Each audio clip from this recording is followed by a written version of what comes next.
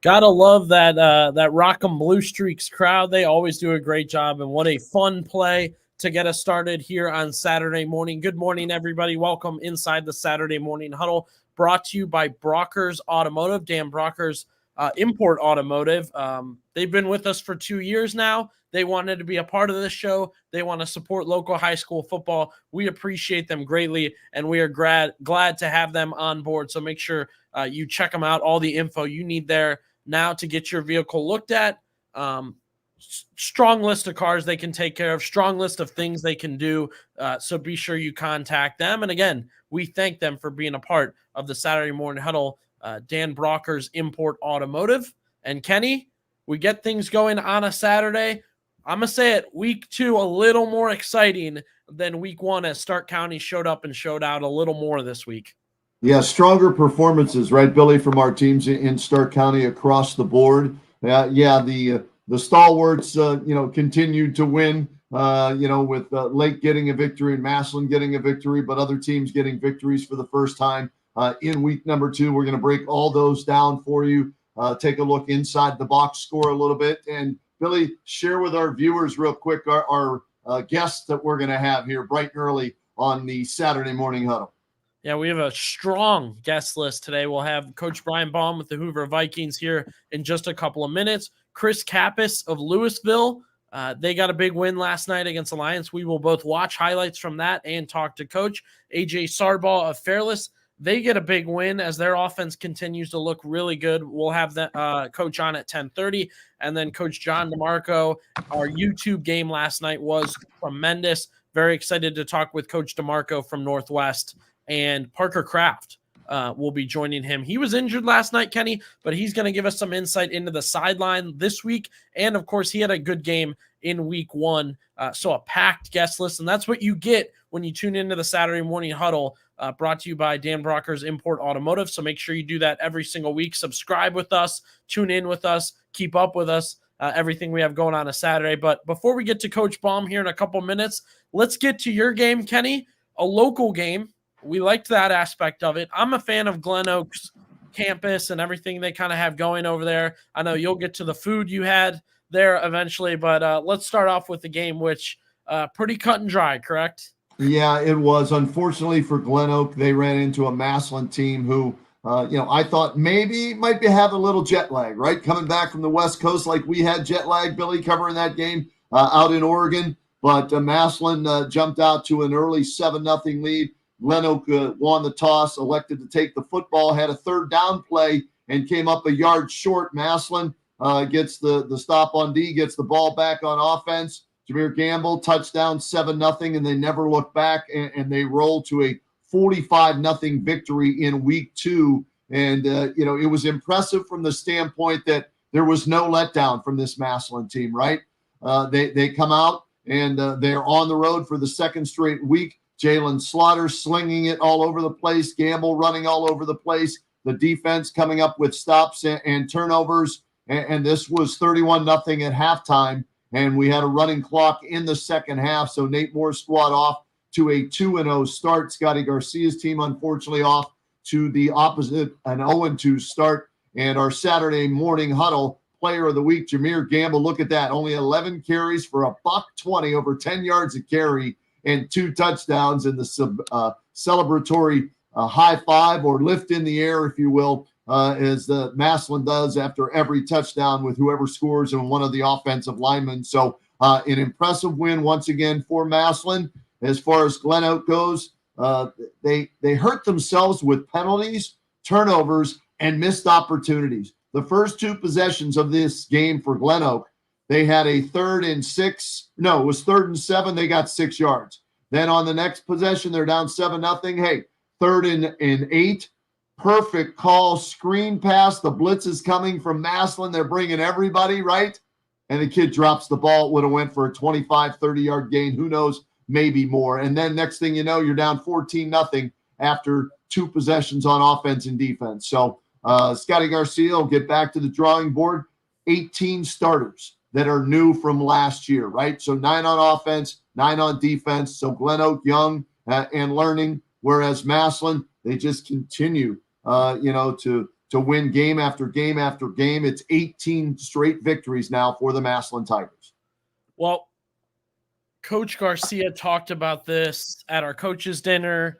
He's talked about it many times in the past, Kenny. He's not going to hide behind a weak schedule. He builds that schedule for a purpose, and that's to make his team better. Yes, they have to play an Ohio State recruit in Bo Jackson week 1 from Right. Villa Angela St. Joe. Then they go at a Massillon team who's excited to get back to Ohio and play football and looked very good last night. But as we saw last year for Glen Oak, and like we said, the Massillon part of this was cut and dry.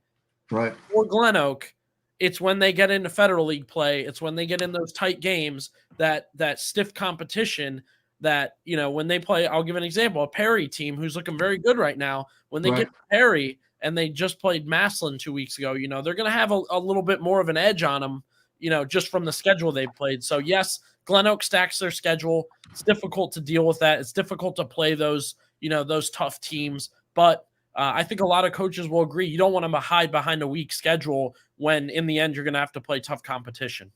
Yeah, they're hoping, like you said, this gets them ready for that gauntlet that is the Federal League with McKinley, and we'll get to them. They lost last night, but they're 1-1. Perry, you mentioned 2-0, and Keith Wakefield's the defensive coordinator. He hadn't given up a point with his unit on the defensive side, right? Green got their first win of the season last night. Jackson 0-2, but they played better last night. So after the first 3 weeks, you get into the guts of the Federal League play. That's where Glen Oak is hoping that Adrian Burt and Rome Cox went out with an ankle injury last night in that game for Glen Oak. That didn't help. He transfers over from Canton South.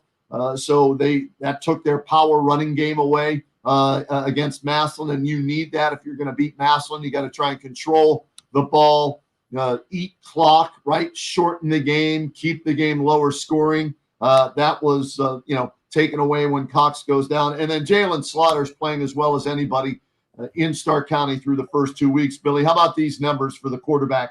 41 of 63, 561 yards, 5 touchdowns, no interceptions, and he's just in complete control of this offense. Now, he's a 4-year guy, right? Yes, he lost his job last year to DeJuan Owens, and they go on to win the state championship, and as Owens was the first ever Massillon quarterback to run for 1,000, throw for 1,000. Slaughter's completely the opposite. He will not run unless it's the absolute last resort.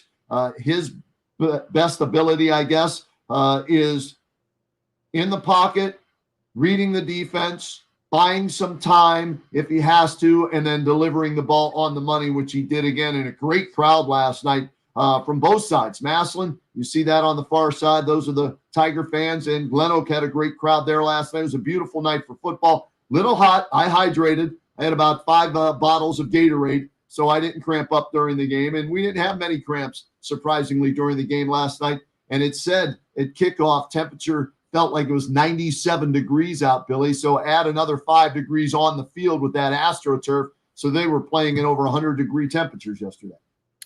Yeah, we had a similar situation. Only 1 cramp during the game, which we were surprised by. Same temps for myself on the sideline. Very hot situation, hauling equipment in, getting that set up. We're doing pregame interviews. We're doing all this different stuff. But I'll say that's one of the things that makes it so fun. I had a great time last night. Marlington Northwest was our YouTube game. It was live. Dukes are very improved. They're so fun to watch. They've got a great quarterback receiver relationship going right now that kind of makes their offense really, really great and really, really fun to watch. I'm sure Coach DeMarco will give them some credit again for the Dukes. And look, high school football, a lot of the time, Kenny, it comes down to just pounding the rock, O-line and D-line. But Marlington versus Northwest, they were airing it out last night on a hot night on the hottest August in Ohio history ever. It's never been hotter in the month of August in the history of time. So we're living in the hottest time, and You think there's global warming, or is that just a fluke, Billy? Yeah, I don't know. I'll just throw it out there. Logic tells me yes, there is, but that's a political avenue we don't want to travel down. So we'll just leave it that we made history with the hottest month in August in Ohio ever. And we'll continue to keep an eye on Massillon. I know you guys have more games with them. Our stream game will be there eventually, and then of course we'll have McKinley Massillon there live this year. It seems like they can throw it and run it. The question is their defense on the same level it was last year, or can it be close? Because that was a really, really good Massillon defense. They had a lot of penalties again last night. Not as many as in Oregon against the NFL Academy, but still a lot of penalties. So if there's something they need to clean up, it is definitely their penalties. So, kudos to them. And I got to give even more shout-outs, and we get this from Paul Greenwell. Keith Wakefield's defense, Perry's 2-0. They've outscored opponents in the first two games now 52-0, back-to-back shutouts. I don't know the last time Perry had back-to-back shutouts, but Zach Slates makes the decision to bring Keith Wakefield back onto his staff as his defensive coordinator, and the old man just keeps getting it done. And I say that with love because he's been around football longer than I have, so that makes him older than me, right? And he's a hell of a coach. And the kid, there's something about Keith Wakefield. The kids just love playing for him, whether he's the head coach or he's the defensive coordinator. And it's a great start for Zach Slates and the Panthers. Yeah, I'll agree. Perry looking very good early within the Federal League.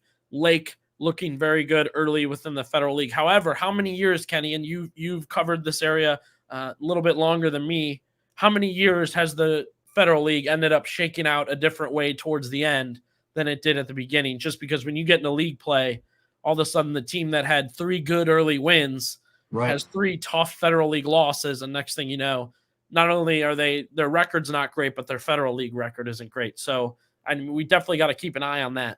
Well, injuries play a factor in it. Sure. For the bigger schools, not as much. The smaller schools, when they lose a key player, Billy, it's hard to replace that guy, right? Because you don't have the depth. The bigger schools, Division I, Division II, you have some depth, but still injuries play a part in that. And right now, Perry's undefeated, Lake's undefeated, right? McKinley, from what I was told, they got hosed last night at Avon. Okay, very reliable source that doesn't have a dog in the race. He's not an Avon fan. He's not a McKinley fan. And what I was told is McKinley got hosed big time as they had 2 touchdowns taken off the board in that game yesterday. The penalties, I was told, lopsided in favor, in McKinley's favor, meaning too many penalties. So they lose last night, 21-14. They led 7-0, fell down 21-7, scored late in the game, got an onside kick, came up a little short. So they lose 21-14 at Avon. And I was told that the officiating was just atrocious in that game, homered, one-sided. And that's from somebody I consider as reliable of a source as I could ever get. Interesting stuff there. We'll have to kind of watch McKinley as the season goes on now that they're 1-1. And like you said, we have a good win at home and then a questionable road loss there. But excited, Kenny, to introduce our first guest on the show today, snagging their first win of the season, the Louisville Leopards. We welcome in Coach Chris Kappas. And Coach, good morning, and special guest with you today. Good morning, guys. Thanks for having us. I got Tate Aljantic, our quarterback, with us here. Thanks for having us on. Coach, before we get to anything involving the 40-14 victory last night, Jacob Galbraith, I know he went down early in the game. What can you tell us about his status this morning? Because I was thinking about him as I was preparing for the show this morning. Thanks for asking about him. He was taken to the hospital, and then they ran a bunch of tests, and everything came back clear on him. So he's actually coming in here this morning to meet with the trainers and get a protocol going forward here. But thank God he's okay, and I appreciate everyone's prayers for him. Good to hear. Yeah, that's great to hear, Coach. I know we all love supporting high school football, watching high school football, so we want everybody to stay safe and have fun out there. The big question and kind of a fun question, how did the offense jump from 7 points to 40 points in just 1 week? Well, we had a great week of practice. Our guys responded right, after last week's game. And, we came out, we executed at a pretty high level. And, we had a little adversity at the beginning of the game with a couple things, but our offense got clicking, and then when things got tough or we needed to run the ball towards the end of the game there, we were able to do that and stretch the field vertically and horizontally all game, and I thought they executed well. Tate, for you, I know you scored a touchdown. You spread the ball around. You have weapons on offense, but how nice was it to have your defense come up with 2 pick sixes? You get a block punt, so it takes some of the pressure off the offense until you guys get rolling. Yeah, it didn't feel real. I mean, we made a dumb mistake early and trailing. I mean, we had full confidence, but I mean, we didn't really have to get on the field till the fourth quarter. I mean, our defense it was just so fun to watch. Our defense, our special teams, people were playing great. And Tate, this game pretty close. The schools, not far to travel. How was the atmosphere at this one? That was great. Louisville showed out, which was great. Lions was too. Our student section's awesome. The band's awesome. It was just a fun atmosphere to play in. Coach, 2 pick sixes in one game and a block punt. You've been in football a long time. Have you been involved in anything like that or no? A couple times actually, but really? That's what we pride ourselves on defense, that we're going to attack and hunt the football, and guys, when they get the ball in their hands, some of these guys just they find the end zone, and then whenever you're able to block a punt for a touchdown, statistically you're going to win pretty much every single time when you do that. So special teams, we put a lot of time and emphasis on special teams, and that was a true freshman that blocked that punt and picked it up for a touchdown. So that was Owen Wilson. That's a name you'll be hearing in the future here. Yeah, and Billy, let me piggyback off that with Tate. How about the big fella rumbling 70-plus yards for the touchdown, Tate? What was that like watching Trevor Burek take it the distance? He did what he was supposed to do. He got the ball, and I mean, the whole entire I just remember pushing Coach Cap. It was just ridiculous. He did not go down. He surprised everybody with his speed. But yeah, it was like mayhem on the sideline. He's been begging for the ball for ever since last year, and our coaches always try to say, let's put him at tight end sometimes, but he's our best lineman too. So he's finally got the ball in his hands, and he's undefeated now going to the end zone. I was gonna say, Coach, what position might he get a look at now? Maybe some corner. I thought he was on the edge there. If you ask him, quarterback, maybe, Wildcat. He wants a Wildcat quarterback. You can use him as the fridge type running back too. He's that Swiss Army knife now for you, Coach. Yeah, he's a tremendous athlete, and he'll have a chance to play on the line at the next level. I mean, he's just a sophomore. He started every game for us as a true freshman last year, so he's got a bright future. Coach, I was with you guys last year in camp, and that was your first year. You were kind of getting settled. You had a quarterback competition going. You were meeting all the kids still. What was different in year 2, both getting ready for the season and, in weekly practices and all that? What do you think has gone better and still some things you're working on? Well, just getting the experience of figuring out the resources that we have and what it takes to build a high school program. Never doing that before, but having a great plan and having a full off season this year, I think, is what really set our program in motion.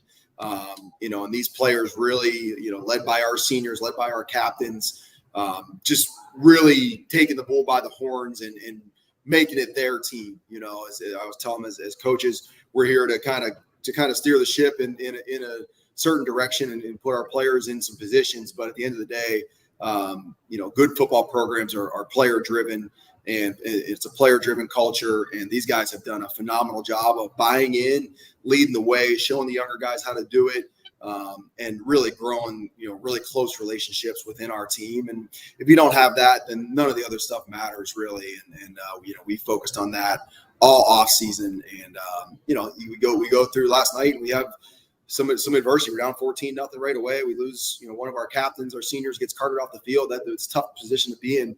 And but how you respond, how you handle adversity. I mean, that's really the true definition of what it means to be a team and how you respond as a man. And our guys did that, and that showed last night. Tate, when all that's happening yesterday, right? You are down 2 touchdowns. You lose Jacob. What was said by you and other players on the sideline and in the huddle where you guys responded, scoring the next 40 points? Everybody just believed in each other. I mean, it meant the world when I threw that dump pick 6. I had probably 10 guys come up to me and shake it, and it just they picked me up, and I just loved how everybody just came together and we just did it for Jacob, and it was just great to see. And Coach, real quick, Billy, I want to get this in too. For you, your intensity, right? We noticed it last year when we met you and we talked to you for the first time. Where does that come from? And then Tate, I want your thoughts on his intensity as a coach and how that's rubbed off on you as well. Well, that's just the way it was when I played. I think there's only one way to play the game of football, and that's with emotion, with intensity, and with belief in the guys around you, and to have fun doing it. And there's just a standard that we're going to hold these players to, and we believe as coaches that if you've shown us that you can operate at this level, then we're going to hold you to standard to operate at that level every single day in practice and in games. And if it's not getting done that way, then we're going to let you know about it, and we're going to help you fix it. And if that means getting, having to motivate you or whatever it is. And, I've been blessed to coach, to play under and coach with a lot of phenomenal coaches, some of the best that have ever done it. Keith Wakefield being one of them. I got to play, my senior year at Mount Union. He was our linebackers coach, and what an honor to play for him and, see what he's doing now still. But yeah, that's where it comes from. And it's a high expectation and a high standard. And I think that the guys are really starting to respond to it now. They were a little unsure last year at times, but we have fun. Yeah, Tate, how about reacting to that in this coaching style, huh? Just having Coach Cap, he'd go to battle for us, the whole coaching staff. Just having the four-way test, the belief that our coaches believe in us. It's just, even when you make mistakes, that they have your back, and it's just great to have. Coach, 1-1 to start the season. Obviously, a big first win there, an exciting first win. How do you keep this team on track to keep a level head and take it week by week the rest of the year? Yeah, we knew we have a good football team coming into this year. We're still learning how to win again. But we talk about it every day. It's mental toughness is the ability to move on to the next most important thing as soon as possible. And whether that's a good, after a win or a loss, how we came in this morning and broke down the film and got the corrections in, that's what's going to make our team going forward. And I think our senior class, our captains are the ones that are driving that home. And, we don't have to talk too much about it. It's all right that, we got to win every single day. And if we do that, we'll have a chance to win on Friday nights.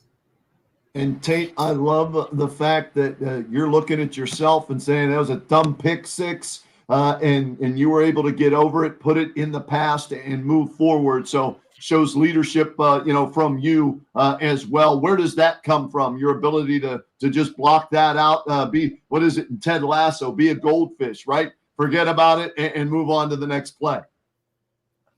Just in life, you're going to make mistakes, and I just knew I couldn't crumble. I knew we could not lose that game, so I just had to let go behind me, and Coach kept calling pass plays, so it obviously showed that he knew that he had faith in me, so that just meant a lot. Great stuff, guys. We appreciate you jumping on with us. We'll be at more of your games this season and hope to get you back on the show, and best of luck to the Leopards as their season goes on. Appreciate you guys. Thanks for having us on. Thank you. Leopard Nation showing out this morning here on the Saturday Morning Huddle. And they always do. Terry Horn, the athletic director over there, she does a great job. Coach Cap and his intensity starting to rub off on, those players. And that program now is in very good hands. They were looking for a while, right? After they let go of John DeMarco or however that went down. And I think they finally found their guy. And if you come from the Larry Karras tree of playing or coaching, you're coming from a good one. So love his intensity, love his approach, and love that the kids are buying into it. Yeah, a lot of pedigree there with Coach Kappas. Obviously the Mount Union background. I believe it's Austin P. He also coached at, which is I think a Division II college. So, a great background there. He comes back. He wants to be local. When I had talked with him last year, he loved living in the Stark County area and being a part of football around here. So no surprise that they're getting after it. They're getting at it. And You love hearing that, right, Kenny? That from year 1 to year 2, coach noticed, and Tate mentioned it. We're a little more bought in. We've seen the results. We've seen ourselves get better. We've had an off season. We've had a season with coach, and we're seeing ourselves get a little bit better. So really exciting to see that from Louisville one more time, if we could. Yeah. I love a big man touchdown. So a pick six big man touchdown, maybe even better. Look at the hops too on that pick.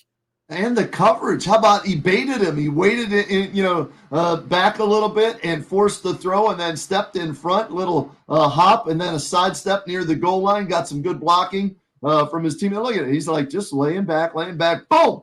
There it is. I sound like John Madden. And then he goes down the sideline, and the big fella rumbling and taking it the distance. And how about this? So Trevor Burek, 77-yard touchdown on a pick six. Luke Seaman, pick six, 22 yards for Louisville last night. And then you heard Coach talk about Owen Wilson. It was a 30-yard block punt that he returned for a touchdown. So there's 21 points, not from your offense yesterday, and you were down 14-0. Alliance jumped out to that big lead. I know Tim Goodman's team, they're trying to figure things out without Zerbrug at quarterback, right? He's off to Oklahoma. So they're up 14-0 on the, in that game, probably feeling good. And boom, Louisville shuts the door defensively and then goes up and puts a 40-0 run on Alliance to get their first win. So Louisville now 1-1. Alliance falls to 0-2.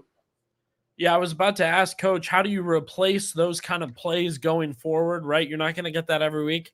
I don't know. If you're coaching your guys up that way, and if your guys understand the value of special teams, maybe they're going to – that can be a part – not of their game plan, but just, of their season, that they're hustling, creating turnovers and causing turnovers, special teams and defense. We go from one guest to another guest, Kenny. That's what you get here on the Saturday morning huddle. We move from Coach Chris Kappas to the coach of the Fairless Falcons. Good morning to Coach AJ Sarbaugh. Coach, how are you?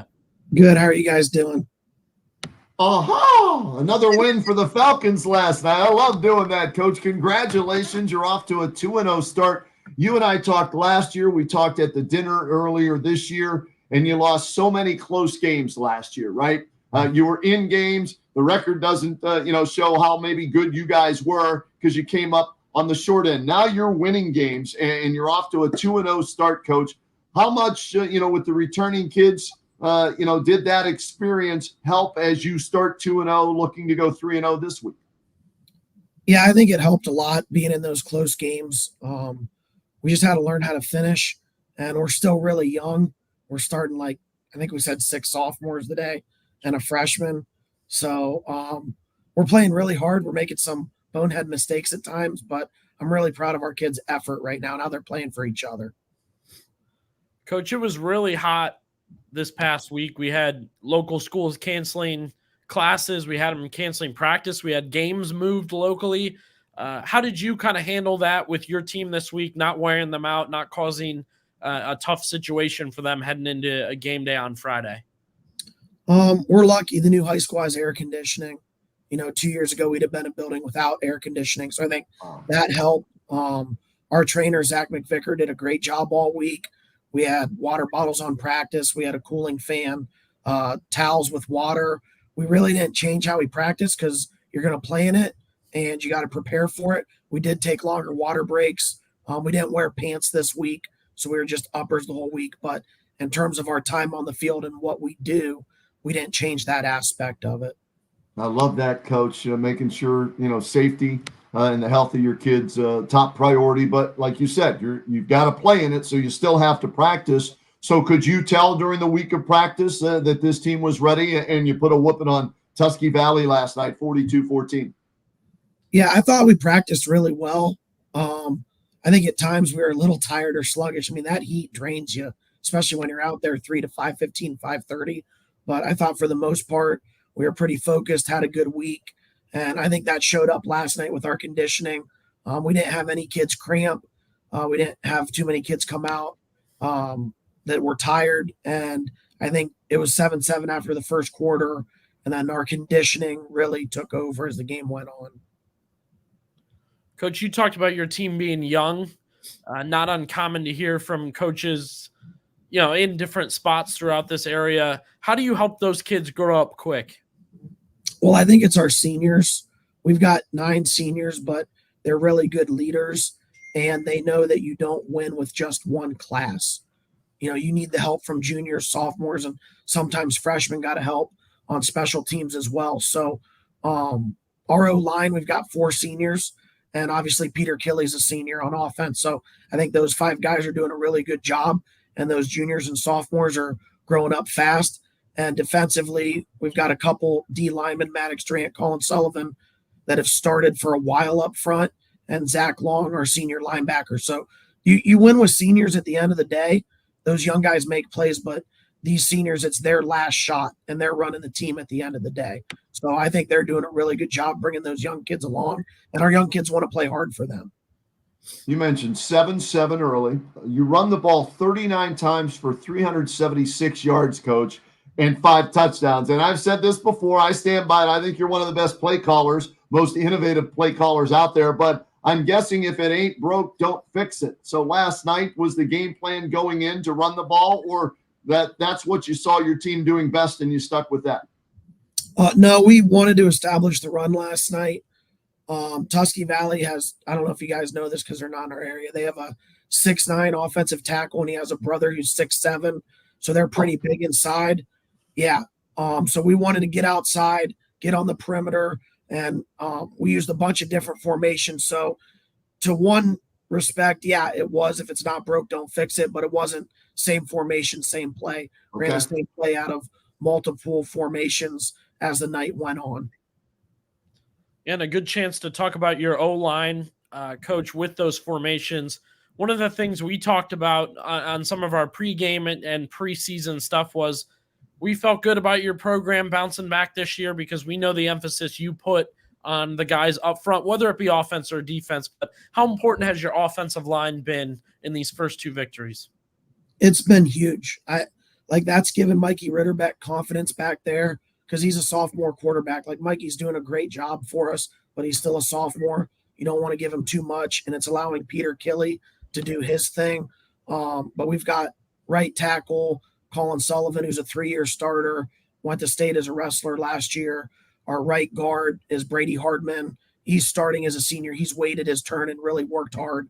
Owen Cornish is a 2-year starter, senior at center. Aiden Lancer's 2-year starter. He's the only junior up front. And then Maddox Durant's a 2-year starter at left tackle, senior. So those guys have waited their turn. They kind of took some chops last year, their licks, and now they're really gelling and playing well together. Coach, Peter Killey, 143 yards and a touchdown. Troy McVicker, 103 on the ground, 2 touchdowns. Cameron Carl just shy of 100 with 96, 2 touchdowns running, 1 touchdown catch from Ritterbeck. What's it mean to have a healthy Peter Killey back for this team, leading the way for your offense and defense? I'm guessing he's there too. Yeah, it changes everything. Last year when PK got hurt, we moved Anthony Stutler to running back, and then Anthony got hurt. So then it was really, and Carson knew that going into the year, but there was so much pressure on Carson. Not only do you have to complete passes, but then he ended up turning into our number 1 running back. And we don't want to do that with Mikey as a sophomore. So PK is the senior. He's carried it 20 times. We put him at Wildcat a little bit last night. He did some really good things. And like I said earlier, you win with seniors.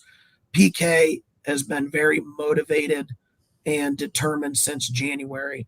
You never want to see kids get hurt, but I think one of the best things that happened, like PK getting hurt, he sat out 6 games last year, and he never wanted that to happen again. So he was very hungry. He busted his butt in the weight room, best offseason maybe any of our players have had here in 7 years, with all honesty. Wow. And he's been outstanding at practice, doesn't take a play off, practicing really hard. He's been a great role model, captain, leader for those young kids that are following in his footsteps. So I don't think you can put a price tag on what Peter Killey has done for us on the field, off the field, in the weight room, etc. Coach, can you help us get to know you a little bit better after a win last night? Obviously, you always address your team and do all that, but anything that you like to do, a post-game meal, anything that happens after you guys win? Well, as you guys know, we have 2 young kids. So job number 1 is to thank my wife and mom and all my brothers and sisters sitting in the end zone. And then I help walk Megan to the van with the wagon and get Connor and Collins into the van. And then I usually have a Grape Crush and a Mountain Dew Code Red. Wait, There you you're go. drinking Mountain Dew before you go to bed? Yeah. Oh man! No, Why, are you staying up watching film until 4 in the morning or what, Coach? No, If I did that, I'd be up all night long. I wouldn't be able to sleep. I was up till 1:30 because even though Coach Hurtler's not coaching, he's still watching every game on replay, texting me about stuff. So Hurtler keeps me up at night. Oh, that's fantastic. That's awesome. And Yeah. last night, home game for you guys. Here's my Matt? Grape Crush. I didn't finish There it. it is. There He's it crushing is. it this morning here on the Huddle, no matter what. Was it a home game last night? Yes, it was. Ring of Fire. Ring of Fire going It strong. is. I love it. It's one of my Yeah. favorite traditions, Coach. 2 thumbs up for that. All right, Coach, we appreciate you jumping on and look forward to covering the Falcons more this year. Congratulations on the wins to start the year. And thanks for taking us behind the curtain a little bit and letting us know what how you operate post-victory. Yeah, and we celebrate with the kids. They play music. You work too hard. It's hard to win. Half the teams in the state lose every weekend. So you want them to enjoy it. Thanks for having us on. Love hearing you talk about Coach Kappas and LK, student coach for Coach Kappas. So really happy for him. He's a great dude, great coach, and been very good to me. So thanks for having us on, and go Falcons. Aha! There he is. One of my favorite guys. You know what? We're so lucky, Billy, the teams we cover and the coaches that we get to talk to on a regular basis. And the schools are lucky to have the coaches that they have too. And he's one of the good. In fairness, hey man, that's a hot commodity right there. That guy's trust me when I tell you this. Okay, that's a guy whose name is out there, and other schools are going to come knocking on his door, Fairless. So enjoy him while you have him. Maybe he'll be a lifer there or stay there. I don't know, but I love his ability to adapt and his thinking outside the box when it comes to play calling and his offense. AJ does as good a job as there is in Stark County with play calling. Yeah, good point there. I mean, you talk about sometimes if somebody just sees the box score or they heard Fairless won, well, it's just man-to-man. No, he's talking about this is who the other team had. This is what we had to change to be ready for that. This is what we did well in this specific game. And, you know, we're still early enough in the season, Kenny, that I love the stories about the offseason. Coach DeGeorge gave us some insight last week that Charlie Christopher had been breaking records in the weight room, breaking records on different challenges. And that kind of got the team going. And then Coach Sarbaugh talking about the same thing with some of his senior leaders in the offseason. And then, hey, it's showing through 2 weeks, right? It's not really hard to see that they're carrying it over and they're looking good again at 2-0. Another team we will keep an eye on is Fairless. You talked about it. They had some tough losses last year, 1-score, 2-score games that didn't go their way. Well, you know, the age-old saying, right, it'll bounce the other way the next year, but maybe they made some changes to help that too. So Fairless looking good pretty early. They are. And Billy, let's run down all the scores for everybody right now because we want to let you know how everybody in Stark County did. Massillon, a winner over Glen Oak, 45-0 yesterday. McKinley, in some very questionable calls from what I've been told, they lose at Avon 21-14. Hoover gets a win over Hudson 18-7 yesterday. Fitch beats Jackson 27-17. Jackson was in that game late. They come up short though. Lake is now 2-0 after beating Boardman 34-13. Perry, back-to-back shutouts to start the season. You don't think the old man Keith Wakefield, can still coach? Perry 17-0 over St. Vincent, St. Mary, Zach Slates. When your coaching staff, you can add a legend like that to it, and the kids love playing for him. You see the results. Green gets their first win of the season, 17-10 over Riverside. Louisville, we talked with Coach Cap there, a winner over Alliance, 40-14. Northwest, 31-14 winner over Marlington. Crestwood shuts out Minerva as the losses continue. 38-0. Dover handles Canton South 31-3. So the post-Pucci era off to a slow start, but we know Coach Dennison will get that program back and headed in the right direction. Fairless, we just heard there from Coach Sarbaugh and the job that he's done. 42-14 winner over Tuskegee Valley. Tuslaw, Coach Dial gets his first win since taking over the reign of the Mustangs, and it's 21-0 over Chippewa yesterday. So congratulations to Brock Dial. Hey, last year, D7 state championship game with Dalton, and so he's going to get that program moving in the right direction. Central's now 0-2, unfortunately. They lose to a very good Norwayne team, 45-7. Sandy Valley drops to 0-2. Manchester beat them 27-2. East Canton in a shootout comes up on the short end, unfortunately, against United 31-28. And Melbourne, a 35-20 win. 35-20 winner over Conotton Valley. So that was week 2 in Stark County for the teams. A better week than what we had in week 1. Certainly. Good point there. I want to thank again, Kenny, as this set up here. Yeah. There we go. I want to thank our sponsor today, Dan Brockers Import Automotive. Look, if you're like me, you don't know a carburetor from a defibrillator. Not sure there.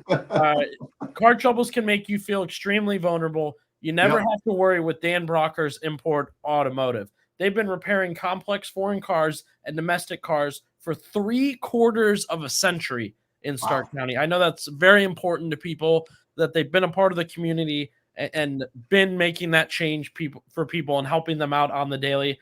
That kind of longevity is built on trust. You don't have to know anything about carburetors or defibrillators for that matter. The Brockers family has you covered with real tools, real training, and real trust. Visit BrockersImportAutomotive.com. And you see the number up there in the right-hand corner. You can call them right there. Do it the old-fashioned way. I prefer to talk to people. So call the number.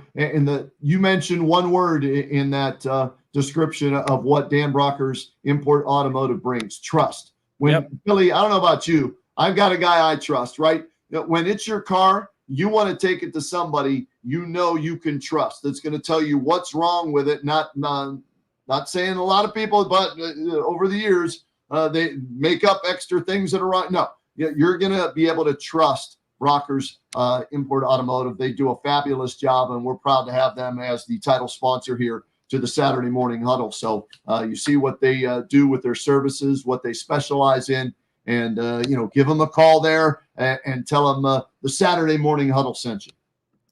Love it. We appreciate them being a part of things for us. We'll have Coach John DeMarco from Northwest here in just a minute. Kenny, I haven't gotten the chance to mention, we finally got our look at Marlington last night. Okay. We've opened them up a little bit the past year.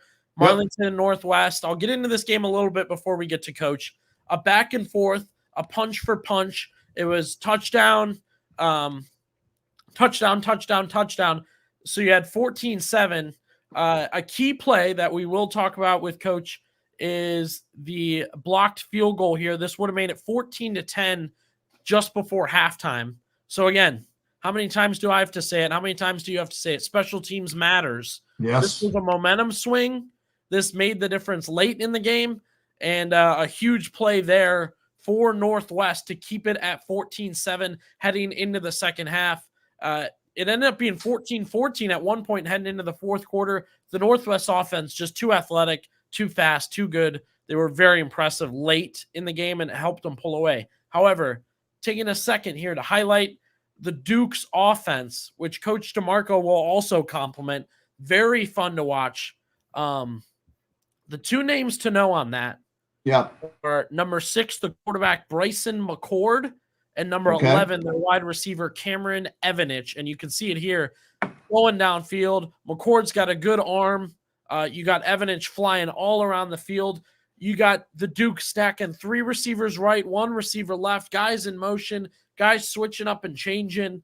Their offense is really something special. And as I said, I had a ton of fun watching this game last night because of plays like this. I mean, this is aired out football. wide sets, different formation, motion, really special stuff that they're running down in Marlington. They got some tough physical kids, and this was a closer game than the score alludes to. So props to Marlington. I was glad to get a look at them. However, Northwest, who's running 2 quarterbacks right now, this is Chase Badger, number 2, who looked very good and was our player of the game, throwing for 2 touchdowns and running for 1.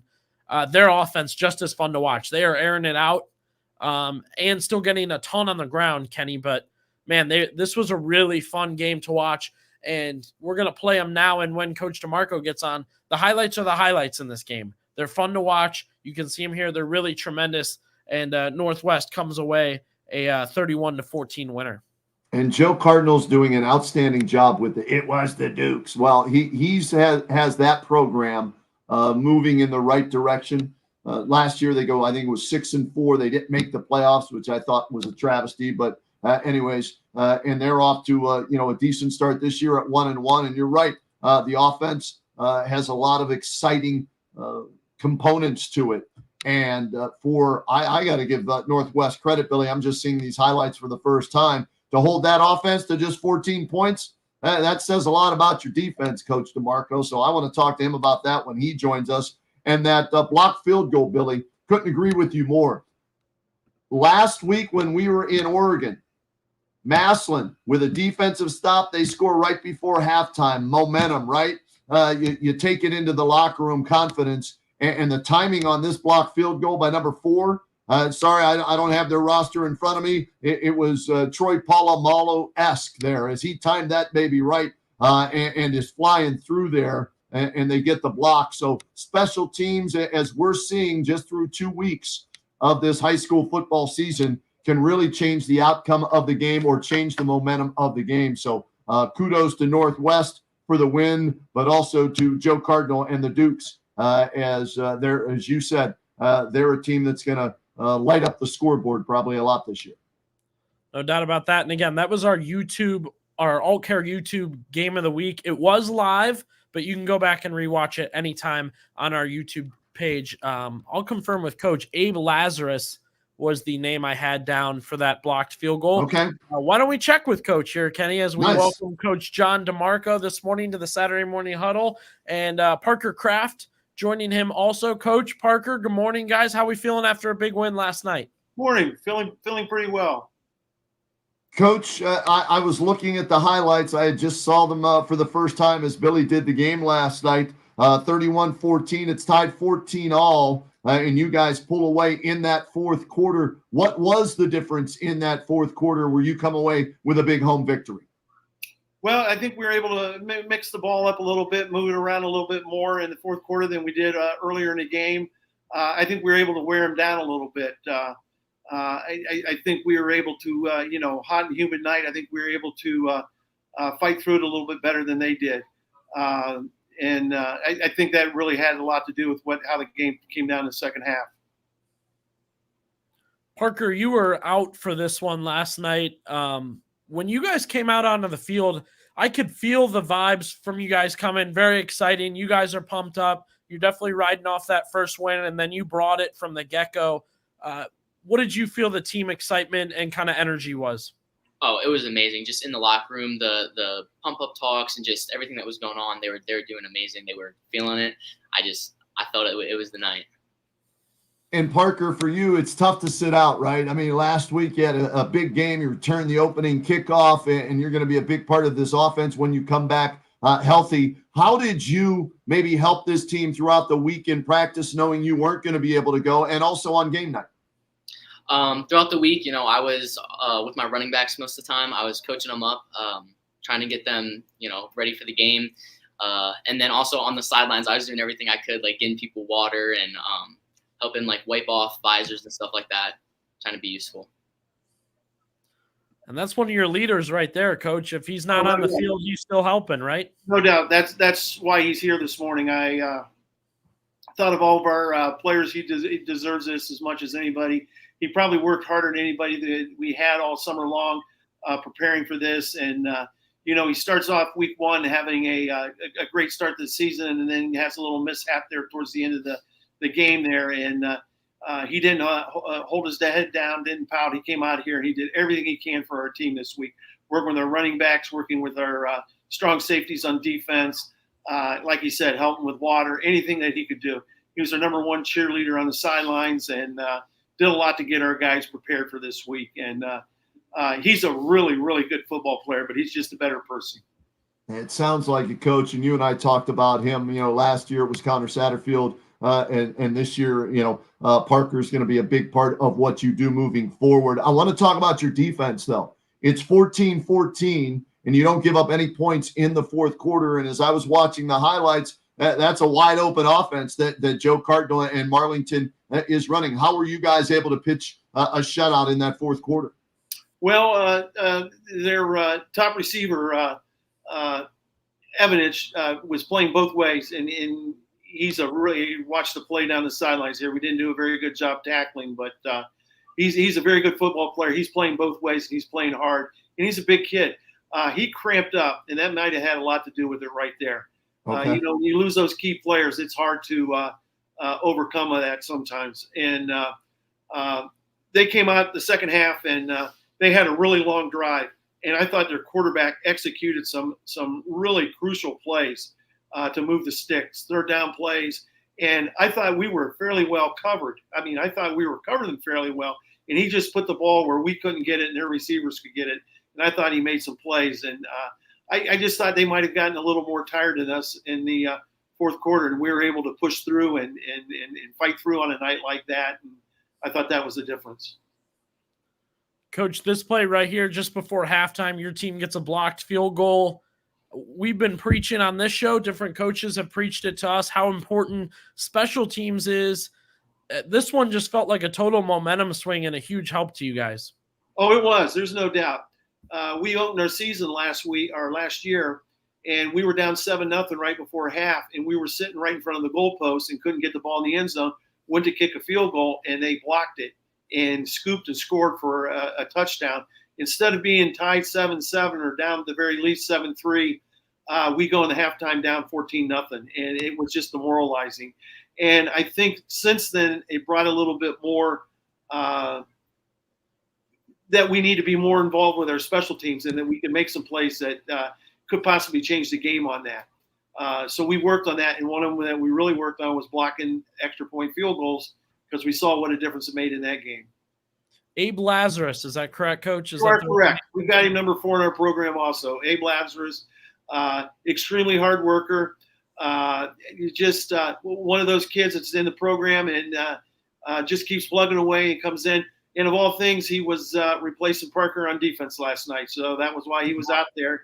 And, you always talk about take advantage of your opportunities. And, sometimes you might see somebody like Parker in front of you and you might not have much of an opportunity to play, but you got to just keep plugging away, wait for your opportunity, or make us create another opportunity for you to play. And Abe had himself prepared, and I'm sure Parker was working with him all week also, and it was a huge play.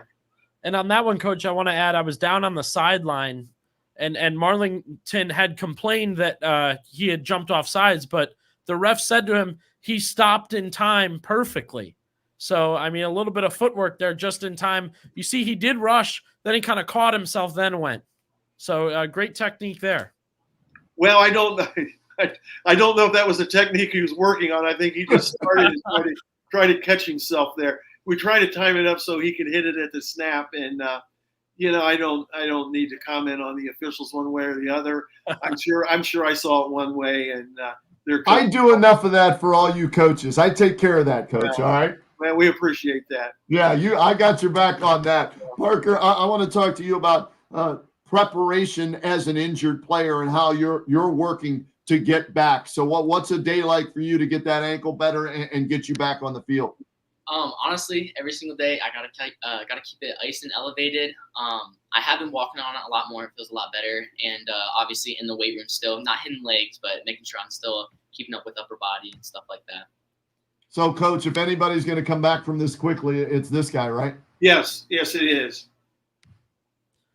All right, Coach, a fascinating point in this game and for your team this year. You guys are rolling with 2 quarterbacks, not necessarily a competition. You're just utilizing them, right? Well, we're attempting to, yes. I mean, to replace Parker on defense, we had to use 2 players there. Abe and Braden Venables came in on some passing downs. So, sometimes you need 2 guys in a position. If there's 2 guys that are able to play, I think they deserve to play. And we did that at a couple of other positions, not just quarterback position. Chase Badger's numbers from last night, Coach: 12 of 16 efficient, 106 yards, 2 touchdown passes, and a rushing TD. What are you seeing out of him when he is at quarterback? Well, one of the things he did, I think he gave us a little spark in our running game. Without Parker there, I thought Kellen Reinford did a nice job running last night. He just he doesn't have the home run hitting ability yet, but he did a nice job running for us, and he's going to continue to get better. But anytime Parker touches the ball, he has a chance to score. And we needed a little bit more of a lift without that, without Parker there. Great stuff so far, Coach. We talked to some other coaches about this, and what was preparation like this week with the heat and trying to make sure your guys are not just hydrated, but not worn down going into Friday? Very concerning. We worked with our trainer all week long on what we can do. We backed off of our practice quite a bit this week. We chopped it at least a third of it off on Tuesdays and Wednesdays, which are heavy work nights for us. We're also a little bit lax in the weight room, trying to conserve as much as we can because it is hot. The kids have also just started school, and all of that just zaps the energy out of you. We talked today about how it's starting to cool down. We got in the weight room this morning. We said we got to get more serious about our weight room and our conditioning from here on. Those sorts of things really don't affect you much for a week, but 5-6 weeks down the road, if you're doing the same thing, they're going to affect you there. And we try to emphasize our young kids that say, hey, we were able to get by without a lot of that last week. We try to emphasize that's not going to carry over. It's going to somewhere down the road affect us. Coach, 2-0 start. Is this one in the rearview mirror already, and you're focusing for week 3? Coaches, yep, it's in a rearview mirror. We're already on to Louisville. So sorry, I know you guys don't like that coach speak, but that's the last thing our kids ended with leaving here today. So, yep. And Coach, for you, you coach there. I always wonder, as somebody, when we hear about players in the league that played one place and they get traded somewhere else, they have that extra motivation. Does this game mean a little more to you going up against Louisville, or is it just a week 3 and that's the team we're playing? Well, I will tell you, it's the most important game we play this week. I had to ask, Billy. I knew what answer was coming, but I had to ask. No, Coach he's a pro at answering these kind of things. And guys, we appreciate you joining us. Thank you for coming on. Congrats on the win. Parker, we're wishing you well. Want you to get better. See you back out on the field. And Coach, congrats not just on the 2 wins, but seems like you guys have something really special going on there, both with the atmosphere and the fans and whatnot, and then, of course, players like Parker. Well, we emphasize that today. We got a great start. We got something to build on. We just got the base right now. We want to continue to build on that. We also like to thank you guys for coming out last night. We always appreciate and having us on here this morning. We always appreciate anything we can get, and our school system and the whole community here in Canal Fulton. Thanks. Well, you know me, Coach. I love the small schools, and we love to spread the word about every team in Stark County, including the small schools. We've got you on the radio, CVCA, a little later in the season. So hopefully we'll see you on the Huddle before then, but we'll see you then for sure. All right? Well, hopefully you're seeing Parker then also. Yeah, fingers crossed on that. Get well, Parker, all right? Thank you. How about that, man? That another great coach, right? And what I love about Coach DeMarco is he'll look at his team, see what the strengths, what the weaknesses are, right? And adjust accordingly. And you heard him right there, just adjusting this week with losing arguably his best player, Parker Kraft, and took 2 guys to replace him on defense, took another guy to replace him, on offense. And they do use 2 quarterbacks, but Chase Badger was the guy last night that gave them a spark. So they rode him maybe a little bit more. Bill, you did the game. Badger is an outstanding offensive player and has the ability to throw it or run it. So that's what they needed last night, I guess. Yeah, I completely agree. That's a good point there. I'm sure Coach was tired of us bugging him We're trying to get rosters from him. Then I'm talking to him pregame. Right. I talked to him at halftime to figure out what the quarterback situation was. And then I interview him post game, and then he gets home and, he gets to relax and then gets a text from me asking if he'd come on the show this morning. So I'll give him a nice break for a couple weeks before he has to hear from me again, maybe. You're correct, Kenny. They just figured out a way to make do, right? They just switched things up, put in different guys. The quarterback situation is extremely interesting to me because Chase Badger had a great second drive, let's say, drove him down the field and threw this touchdown pass right here, and then he's out the next drive. Right. So, there's no momentum necessarily to ride. However, that puts Marlington back on their heels on defense because, like Coach said, they've mixed it up. They've changed things up. And, hey, what's the simple explanation there? I've got two good quarterbacks. I'm going to play both quarterbacks. It's not I don't know which one to play. It's I like them both, and I want to get them both involved. And how can you argue with 31 points on the board? Chase Badger, as you said, looked incredible, and then some great experience for their second man there. So really good stuff from Northwest to move to 2-0. I also want to mention here, Kenny, my spread last night. And I knew they'd take care of you, and we're going to get to our spread from the Glen Oak game, but I knew anytime we go to Northwest TV, radio stream, doesn't matter. They feed you well, don't they? No doubt about it. I got to shout out Jason Hathaway, the athletic director there.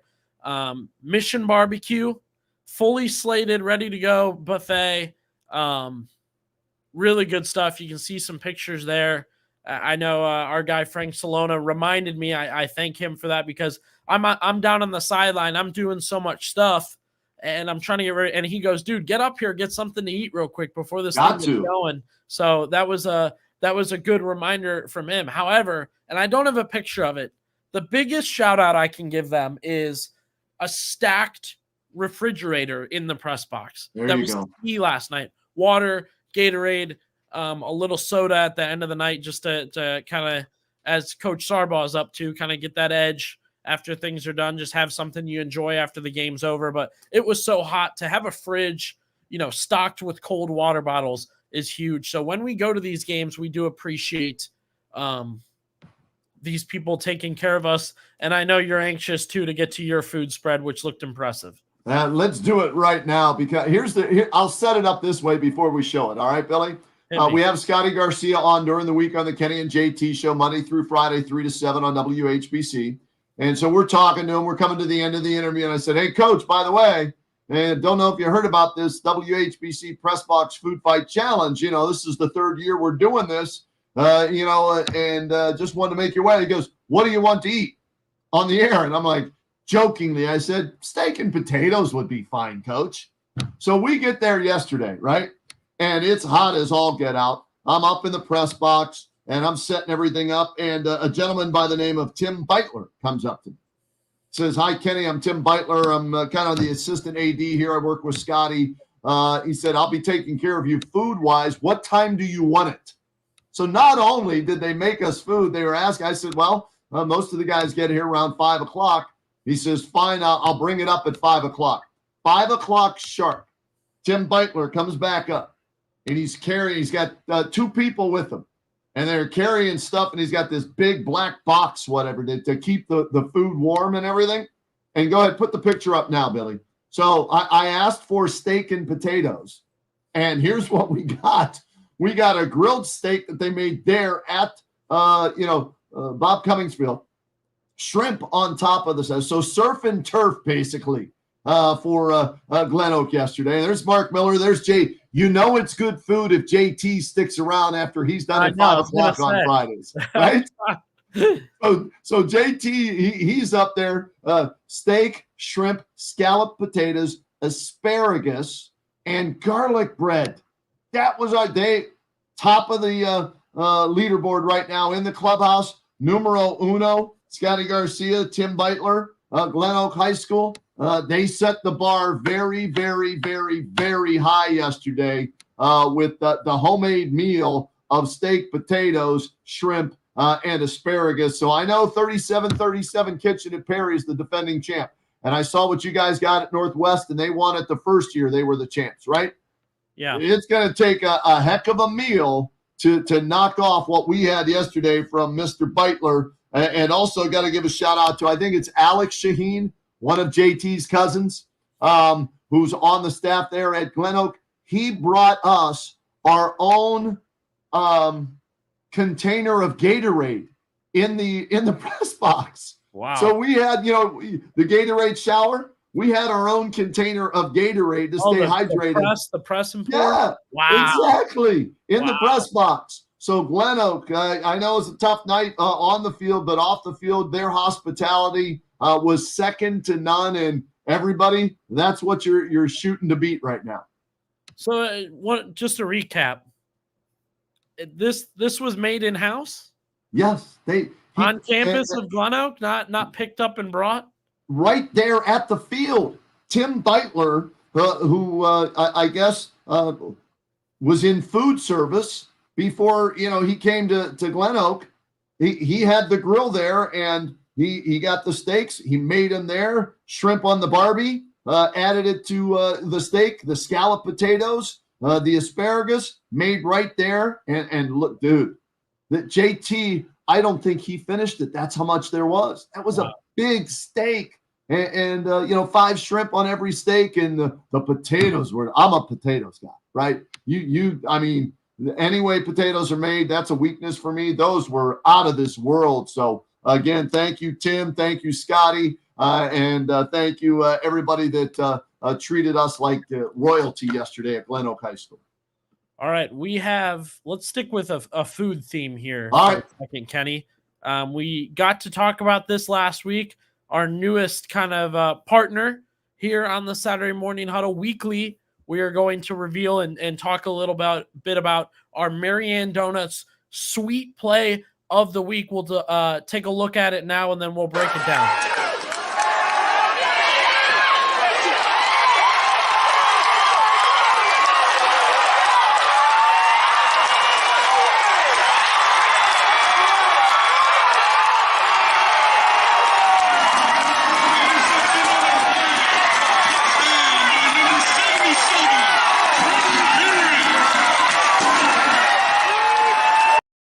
And the team over at Louisville working hard to get that to me. I appreciate them last night. LouisvilleLeopards.org to watch and check out more highlights. But this is our sweet play of the week. How sweet is it, Kenny? The big man touchdown, right? We talked about how fun those are, and that's the best way to describe that one.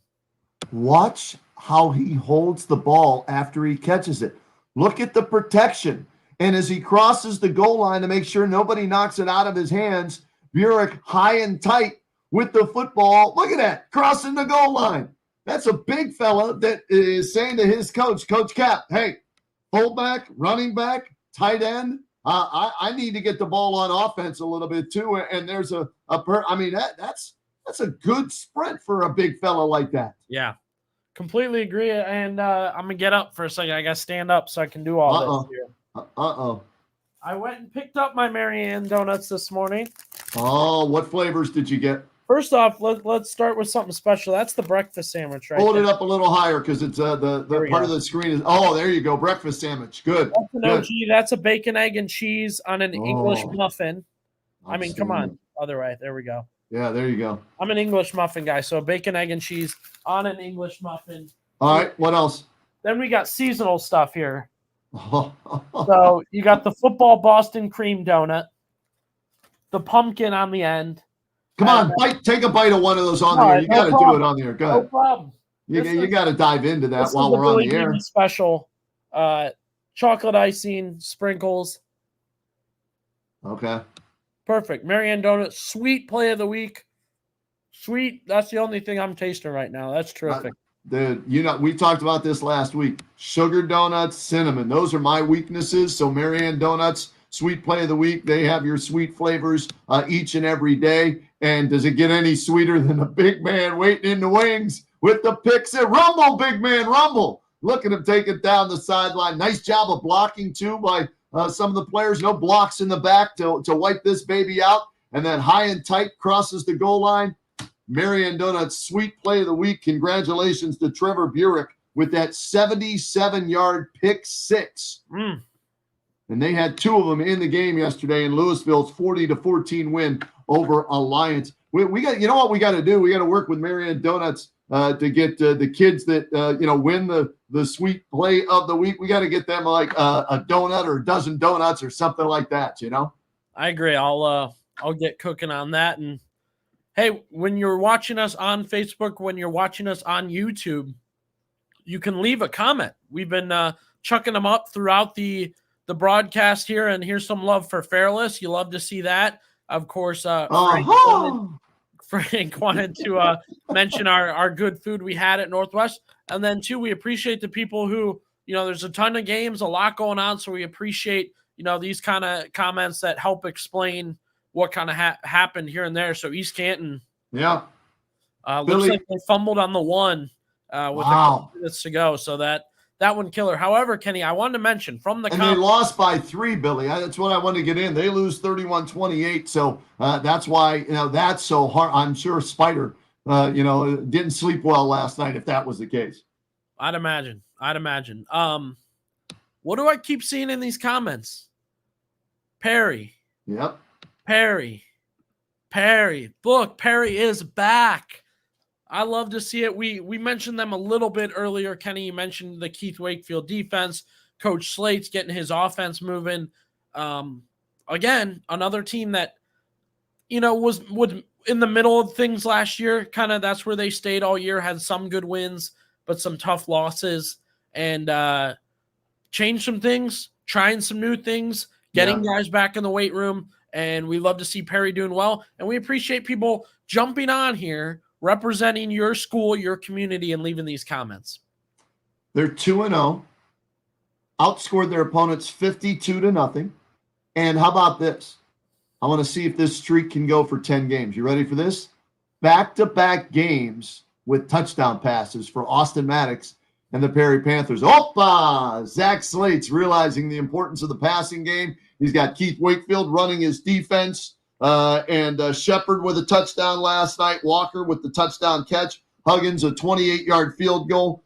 They outgained St. Vincent St. Mary 360-166 yesterday. So not only a shutout, but they held them under 200 yards. And Perry is back. And I'm looking up at our schedule. How about this for our first Federal League game on the radio for us?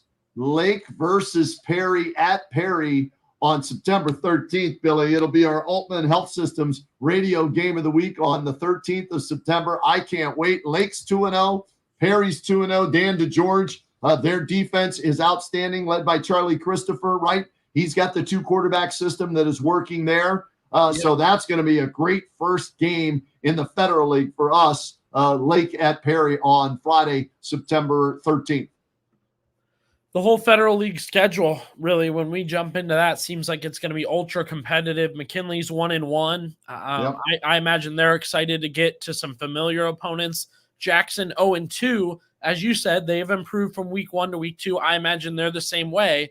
They're probably begging to get, against a Perry, against a Lake, just because of the familiarity. Maybe not begging to play them necessarily. Right. Here's the thing. Jackson loses to Fitch last night, 27-17. It was a 24-17 game with 8 minutes left.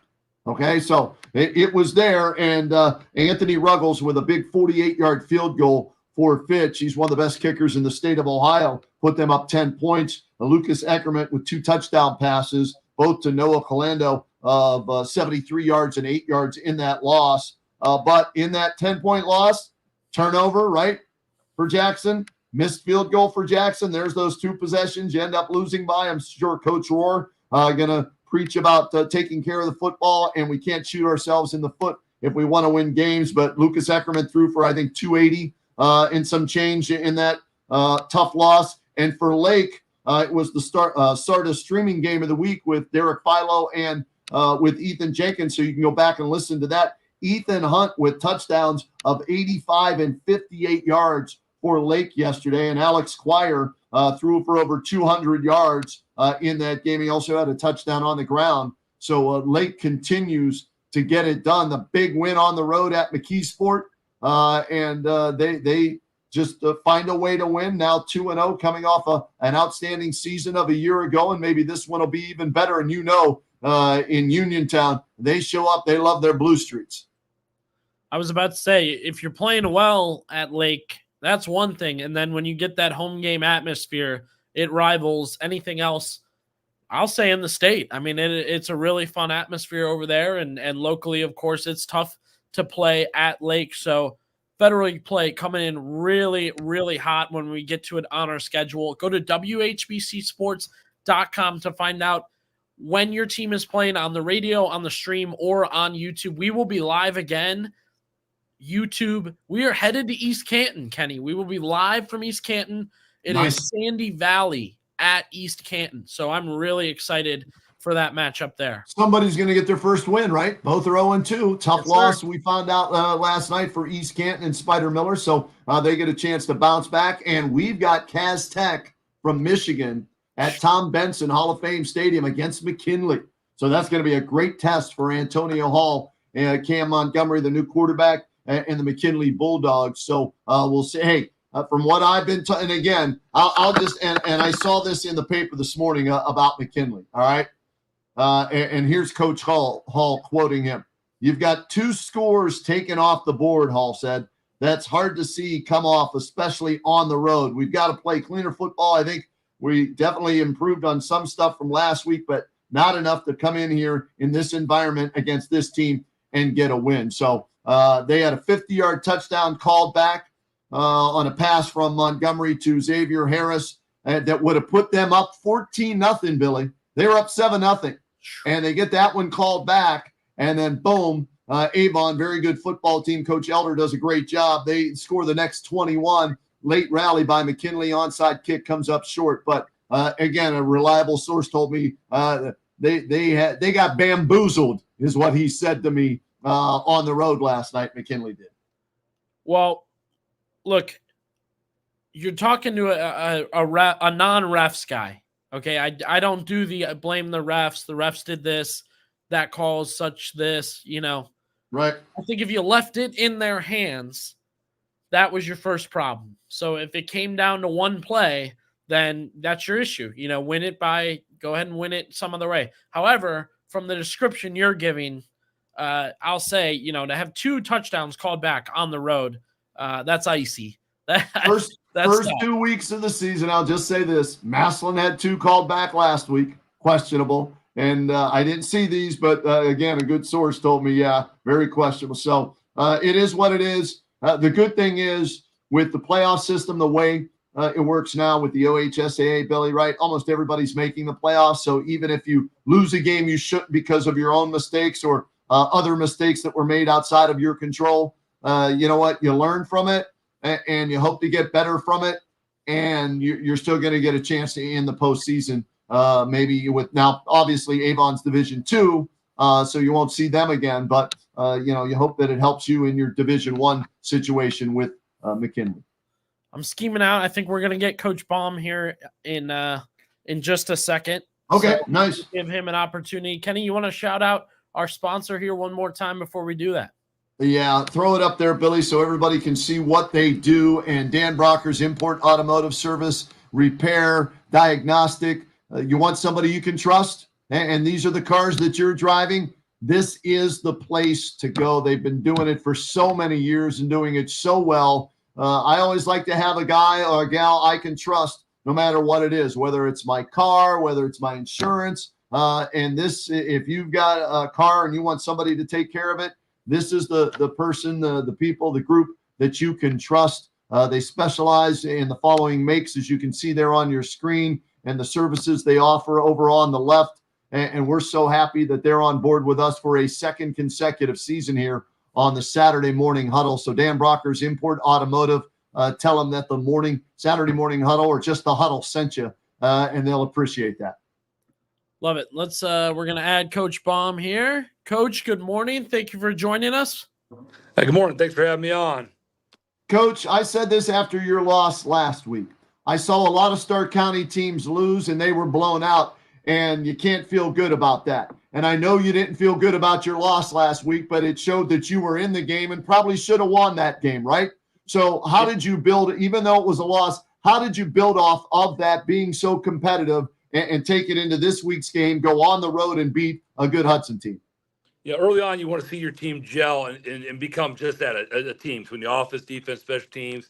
Last week, we left some points on the board. It was a lot of things that we did wrong, but I saw us gelling as it came down to the end of the game. We just didn't finish the job. This week, I thought we really gelled as a team. I thought we took a step forward in that direction. Gives us potential down the road now. But like I said, they responded to adversity. They came out right away, and they played with a sense of urgency last night. So special teams was tough for you guys last week, Coach. I believe it was 3 field goals ended up being either blocked or missed for you guys. Was that a giant emphasis in practice, or did you guys just try and go about business as usual and let that correct itself? No, we didn't just harp on the special teams. That was definitely a point of emphasis. But we use that as we have to do the little things. We have to do all the little things right, and we take care of little things.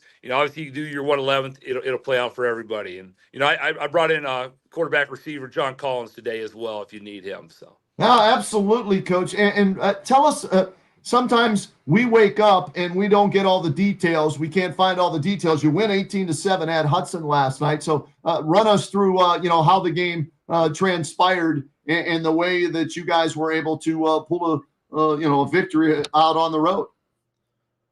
Looks like we lost him, Kenny. We'll get him back in 1 second. All right. And because Billy, they went with the 2 quarterback system last week, right? With Zach Rocker and John Collins. And so, I'm curious. Okay, Coach, sorry about that. Sorry about but take us through the 18-7 win. How did it transpire for those of us that weren't there? Yeah, it was a great defensive effort by both teams. It was a slugfest. They came out, moved the ball down the field. They were doing up tempo, trying to catch off guard. Our guys handled it real well. The first half was 0-0. Near the end of the first half, there, we took a shot. John found Drake Cooper deep, and Drake made a great play, good throw, great play, got into the end zone. So it was 7-0 at half. Third, fourth quarter were very similar. 2 teams that were really battling out defensively. We ended up getting 2 safeties. John ended up breaking one there in the fourth quarter to seal it, and they got a broken play touchdown there at the end. And you said we have John with us? Yes. All right, let's get to him, Coach. Let's ask him a few tough ones here. There he is. Hello. How we doing, John? How you feeling after the win last night? Pretty good. I'm feeling pretty good. How are you? We're good this morning, John. And last week you took a shot to the midsection, right? Had to leave. So, how did you recover from that in your ability to step in this week at Hudson and come up with a big game and help your team to a win?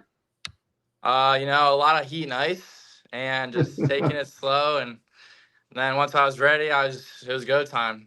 Good week of practice for the team, and everyone just into it and really transferred to the game. And Coach said it was a slugfest, a back and forth, really tough defensively. That added with the fact that it's 80, 85 degrees. I mean, everybody was really, really hot last night. What was the energy like on the sideline to keep that thing going? It was great. The team was into it. Everyone was sweating, and everyone, was having fun and enjoying the game. And the sideline helped us win, and it was great. Do you like the heat more than the cold, John? I know the coaches, they love the heat. I do. I'd rather play in heat than cold for sure. John, I'm curious. I mentioned this to Coach. Last week, everybody that I've talked to that was at the game said Hoover was the better team. They should have won. Were you guys pissed off that you didn't win last week, and did that carry over into practice and into this game? Oh, yeah. We did not play as what we should have. And, practice, we went all out, and we had changed our mindset, which is very great. As far as your team goes now, what do you think you guys have done so well this season that you can kind of take forward? We've really gelled together. We've come better as a team and more like together, and it's been really nice for us. So we're all going more as one team than everyone by themselves. John, for you, last week in and out at quarterback, we didn't see this week's game. So, were you the main quarterback this week, or was there still a rotation? No, Zach was still the main quarterback, but he went down with an injury, so I knew I had to step up and do it for him. So you go down last week, and he goes down this week. So you step in. Does your mindset change at all, knowing that he's out and it's going to be you the rest of the way? No. That mindset is just to win every game that I can and do the best of my abilities, and our team leading us to help us win. Zach, great stuff there. We'll be watching you guys this season. Congratulations on the win last night. And thank you for joining us here on the Huddle. We'll switch you back with Coach if you don't mind. Perfect. Thank you for having me. Congratulations, John. That's a big win for them on the road, man. And Coach, the quarterback situation, you rotated him last week. What was the game plan going in this week? And then he mentioned that Zach went down. So how did that change things? We knew we had two quarterbacks, and we had Zach out there, and we were using John for some specific things. But he can play. He can run the whole playbook. And when Zach goes down, John goes in there. Same thing happened last week when John went down. Zach went in, finished the game off. So John did a real nice job for us last night, and he can lead our team just as well, and we expect that. John's answers there, Coach. Does the rest of the team seems like they have that mentality too, where doesn't matter who's in, who's hurt, who's out, they're riding with it, they're stepping up? Yeah, it's next guy up. You have to be ready, and they're buying into being a team, doing their 111th, and some guys have to wait. I had 84 guys in the roster. Some guys have to wait their turn, and when it comes, they have to be ready. They have to answer the bell, or someone else will. All right, Coach. Who's on the schedule this week? Who do you have in week 3? Akron North. All right, so how do you build off of this win, take it into that game, and then get ready for the Fed?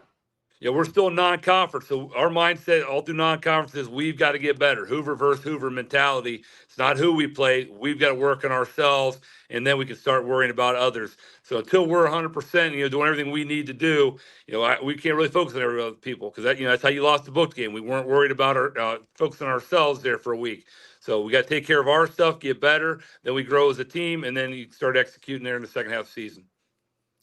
I think you partly answered my question there, Coach, but do you have your eye on the Federal League at all? No, we're week by week. Like I said, we're still focusing on ourselves, and it's a rush preseason. We know that. I know they let us do a lot of stuff in the summer, but that's not real football in the summer. You get into real football, you got to learn who you are and how you can execute, and we're still learning ourselves, and you do that the first 3 or 4 weeks. Coach, congratulations on the win. Best of luck. Get Zach healthy, and we'll see you down the road. And thanks for joining us on the Huddle. Thanks for having me on. And I live over there by Dan Brockers, so I know where that is. There you go. There you go. I love that. A plug for our sponsor. Hey, Coach, am I right? You can trust them if you need something done with your car. Absolutely. Beautiful facility. Thanks, Coach. Thank you. I love that. How about that? A little plug for us. See that? What we're telling you is the truth. The coach knows. Yeah, we're keeping the right people in the inner circle here. We do appreciate Brockers again for being one of our sponsors here, and Marianne Donuts. Yeah, you're looking. I saw you looking at the next donut you're going to eat over there, BB. I know. Oh, you're still working on that one. Okay, all right. I got to get me one of them breakfast sandwiches sometime. Look at that. It's a football. I like it. Okay. Nicely done. Hey, pretty sweet. They got the spirit. They're in the high school football season. Hey, not just high school football season. You see behind me. Let's see which hand is it? It's this one behind me, right here on the shirt. The Buckeyes. Let's. I gotta go start pre-gaming for Ohio State and Akron at 3:30. JT's down in Columbus at the Varsity Club doing a tailgate party. I gotta get my grub ready for today to watch the opener. I love it. What a great show today. We thank all our guests. Coach Baum working with me there, just a few texts back and forth, and he's on. So we appreciate that. Coach Kappas on with us today. Thank you to him. AJ Sarbaugh of the Fairless Falcons. And of course, as I said before, Coach DeMarco had heard from me enough over the past week. So I appreciate him jumping on one last time. And, they thank us for coming out there, and we thank them for coming on the show, getting us rosters, getting us stats. Yep. Their athletic department feeding us when we come to these games. But everybody who tunes in to this show, very much appreciate that and watches and takes in our 80th year of high school football This is the kind of stuff we love to do. And I had such a fun night last night, Kenny. My game was fun. Checking in on the other games was great. Getting the highlights together this morning. And, of course, doing the huddle on a Saturday. Yeah, we love it. It's our passion. We offer you so many different ways to watch, listen to, be a part of high school football in Stark County. I'm looking at my board from last night, right? It was the Altman Health Systems Radio Game of the Week. Massillon wins 45-0 over Glen Oak. The AltCare YouTube Game of the Week. Northwest, the game you had, takes down Marlington. And then Sardis Streaming Game of the Week on WHBCSports.com. And it was a good game last night for Lake as they beat Boardman, Bernie Kosar's old stomping grounds. So thanks to all of our sponsors, the Hammersmith Scoreboard Show after it's all done with Brian Novak on Friday nights on WHBC. And we simulcast, by the way, on Mix 94.1. So you can pick us up on both radio stations, sister state, so no excuse. If you want to find out what your team did, listen to the post-game show with Brian. Or listen to our game. Sometimes we give you bonus coverage if our game ends early, which happened last night. And thanks to our sponsors here, Brockers Import, Automotive, and Marianne Donuts here on the Saturday Morning Huddle. Great show. Week 3 next week. Be sure to pick up a pocket schedule, 550 Market Ave, or catch us at one of the games. You can check out your team, scan the barcode, and then you'll see what week your team is on radio, on YouTube, or on the stream. We appreciate everybody joining us here on the Dan Brockers Import Automotive Saturday Morning Huddle.